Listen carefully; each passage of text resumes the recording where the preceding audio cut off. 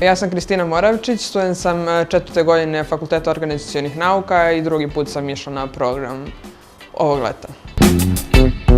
Bila sam u Ocean City u državi Maryland, prvi posao mi je bio Dunkin Donuts, satnica 9,75 i imala sam bakšiš pored toga, u prosjeku oko $15 dnevno. Ja sam radila sama u tom lokalu zato što je reč o maloj prodavnici, radila sam na kasi, pravljenje kafa i sendviča i prodaja krofni koje vi dobijate sami, ne spremate ih vi tu na licu mesta.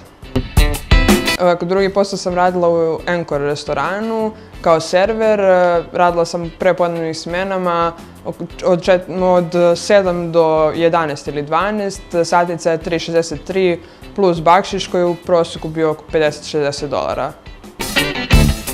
Posao servera ja sam očekivala da će biti mnogo teži, u početku je bilo teško dok se ne naviknete i ne naučite meni, nakon toga kada sve znate o tom poslu uopšte nije teško i nije stresno kao što se priča, bude na nekim trenucima, ali u principu nije težak posao.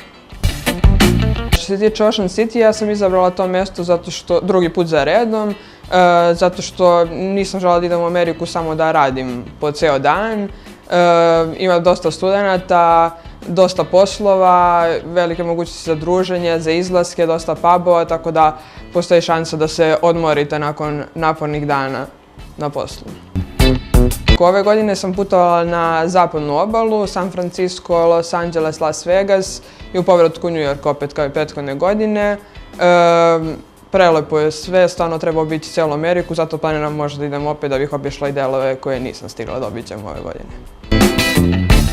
Što se tiče agencije Ideas, već drugu godinu za redom sam išla preko njih na program.